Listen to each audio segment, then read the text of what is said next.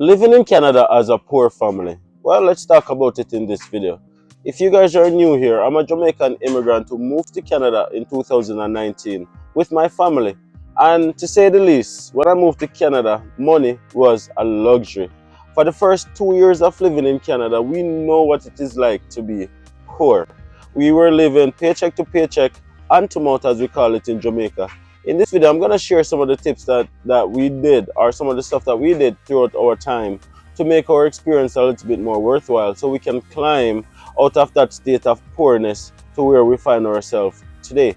Before I get into the conversation though, I want to say that at the time of doing this video, our subscriber count is 17,531.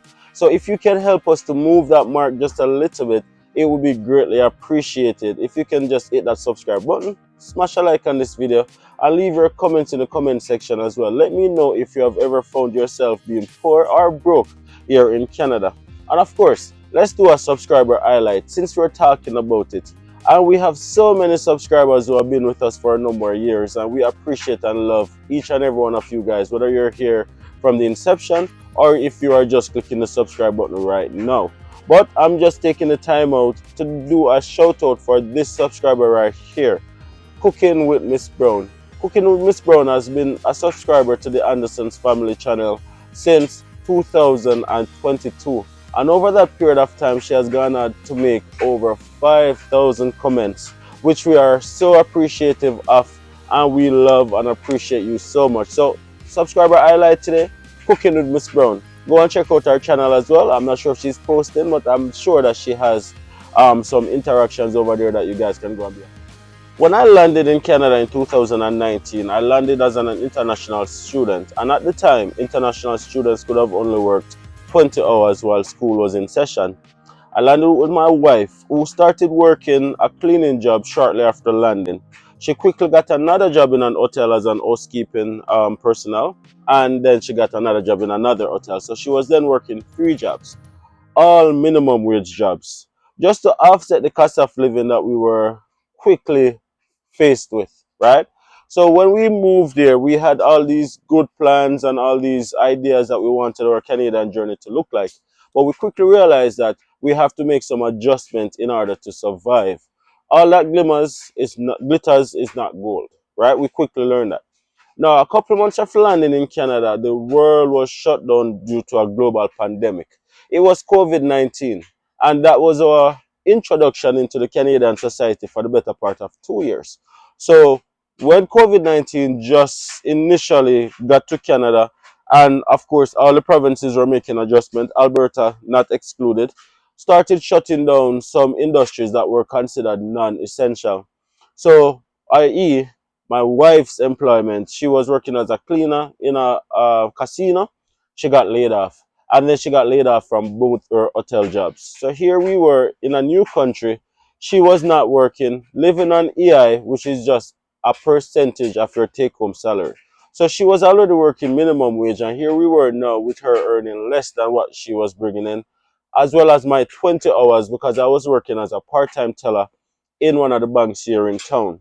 So my 20 hours, and luckily the banking industry was considered an essential service, so I was still working my 20 hours in addition to EI.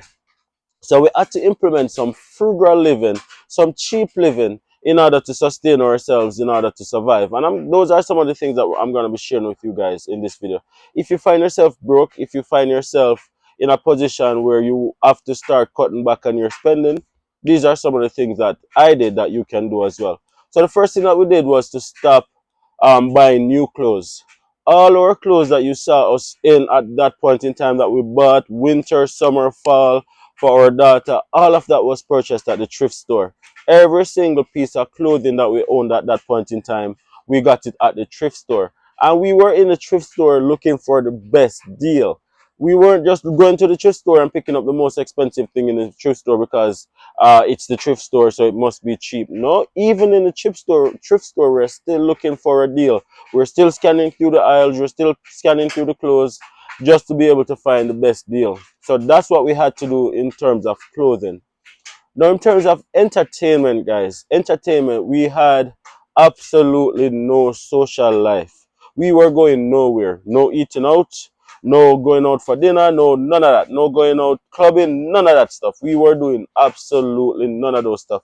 What really helped us to keep on track where that was concerned was the fact that the community was all but shut down, meaning that there wasn't much places that's open anyway. So all of those industries were like closed anyway. So we didn't, even if we wanted to do it, we couldn't do it because they were shut down. So we were just like indoor, just like school at the time and my part-time job, and like not just trying to do whatever she can do to just balance her mental health, right? So we were doing nothing. We were not eating out. We were not buying fast food. We were doing none of these things. We were like literally cooking at home and bringing lunch or starving. It was one of the two. Is either we're gonna cook at home or we're gonna starve, but we're not gonna go out there and buy additional fast food or going out and stuff like that. So something that you guys, if you have guys have been following us for a long time, you guys would have probably noticed as well that we were not into the whole Instagram thing and the whole like flashy living and just showing like what we have in our apartment and stuff like that. Our apartment had the bare minimum. We had the bare minimum things that we needed to survive. Luckily, when you rent an apartment here in Alberta, and I'm gonna assume for most of Canada, you get a fridge and a stove, right? So we had a fridge, we had a stove, and we had a microwave that came with the apartment. And we got literally, we just got a bed, a dresser, a couch, and it was a used couch, a used entertainment stand, and a TV. And that was it. That was it. That was it. And if I'm not mistaken, our mattress that we had at that point in time, we got it on a deal because when we went to the furniture store and we were looking at mattresses and stuff like that, we were like, these are so expensive and blah, blah, blah. And then we saw one that had a small hole poked in it, right? So we're talking to the person and she's like, if you take this one, we can give you guys a big discount because it's damaged, right? It wasn't a significant damage, but coming from Jamaica, and we saw that, we were like this is way better than a lot of persons have in Jamaica anyway. So we're like, if we can get a discount on it, we're gonna take it because we didn't even notice the hole in it. Yeah, we got rid of that mattress and stuff like that. So don't feel like we still have that mattress. Anyways, with that being said, we got most of our things used furniture wise, and it was the bare minimum. And that's one of the things that I always encourage temporary residents to do in Canada is to live as minimum as possible, as small as possible, because you don't want to be spending all of this money, whether you're purchasing cash or credit, buying such expensive furniture because you're temporary as well, right? So you want to live as small as possible. Stay small long enough and you'll be big enough soon enough. And that's something that I learned by. Frugal living is something that we are not afraid to do. It's not something that we are ashamed to talk about because we have been there and we have done that. The other thing that we have also considered doing back then when we were like living as frugal as possible is literally something that we grew up seeing. Plugging out the appliances that's not being used. Charging your phone at once so it gets to 100%. You put it on the low battery charge so you don't have to keep charging your phone. Low battery mode, I meant. So you don't have to keep charging your phone. All of these things like plugging out your like we have been there and we have had to do it here in Canada as well. And before coming to Canada, we had the idea that okay, then it's gonna be such a beautiful experience and we're not gonna have to do any of those things and stuff like that. But we quickly realized that it's a pretty expensive country, and especially when you're transitioning as an immigrant, as a new immigrant, especially an international student who you have already spent all this money on school fees and plane fare and all of these things. You're literally trying to build back yourself. So in doing that, you have to be able to make smart decisions and wise decisions. And at that point in time, guys, we didn't even have enough to save. Saving was not something that we were into at that point in time because we were really just trying to survive. We were really just trying to survive at that point in time. I remember at one point in time our light got cut off. Luckily it wasn't winter, but in the summer months, when we like a couple months after getting into the groove of things, our light got disconnected because of course we had the mentality as well, like back in Jamaica, when you miss your light bill here and there, you can go and you can negotiate a payment plan and you can work it out and stuff like that. So we had the same mentality, thinking that the company would have called us and, you know, try to work with us and stuff like that. We quickly realized also that that's not the case. Here, you gotta have to pay your bills. And when a company calls you, it's not necessarily to work out a payment plan. It's to when can you make the payment, or else your light is gonna be disconnected. So the other thing that we learned quickly was driving habits.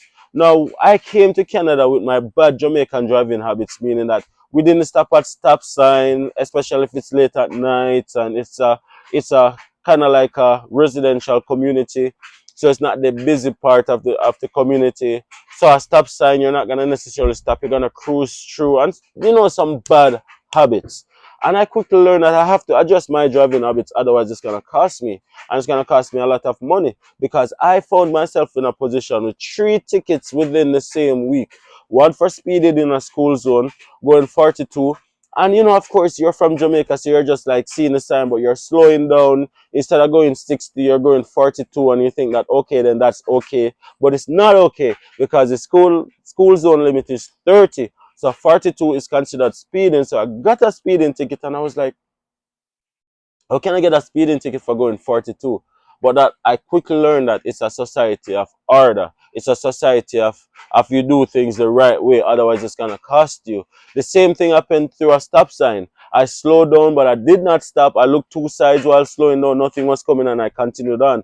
Got a speeding ticket for going through a stop sign. And guess what? The tickets here in Alberta are expensive, are very, very expensive. So do the right thing so it doesn't cost you, right? So all of these things were like cultural shift, cultural dynamics. All of these things were learning as well while going through COVID and not having enough money coming in. So we had to like scale down and stuff like that. We find ourselves going to Walmart and just literally stretching $100, stretching $150, living on the bare minimum. No, knowing that okay, then we're gonna have to be buying the same thing every other week. No room for anything additional. You buy the same laundry detergent, you buy the same meat kind, you buy the same toiletries, the same everything, so you have an idea of what the cost is gonna be. Guys, come on, guys. If you guys understand what I'm talking about, share it down below.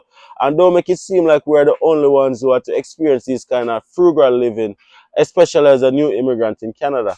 And even now, when we go to the grocery store, we're in such a habit that we take up the same things. We take up the same things. We take up the same meat. We take up the same vegetable. We take up the same fruits. We take up the exact same things, so that when we go to the till, we have a ballpark idea of exactly what it's going to cost, right? These are all a part of frugal living, right?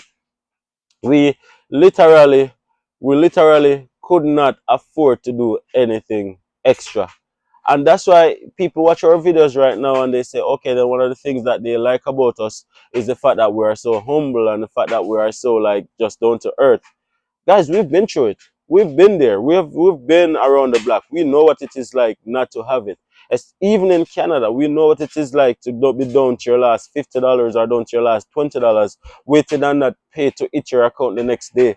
If there's a glitch in the system, your family is gonna be potentially starving. We know what that is like. We've been there. We have experienced it, right?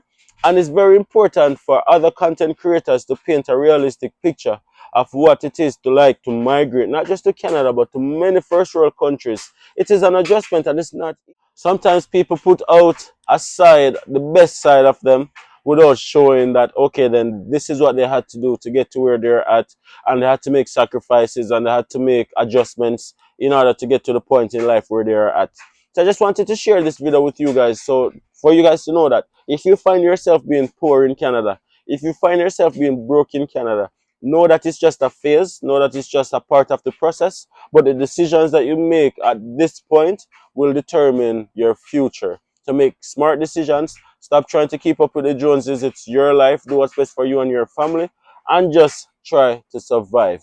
If you guys like this content, let me know right down below. If you have anything to share in the comment section, share it right down below. Smash a like on this video, and of course, subscribe to the Anderson's Family YouTube channel. Let's get those numbers up. We can't do without you guys. Thank you for watching. See you guys in the next one.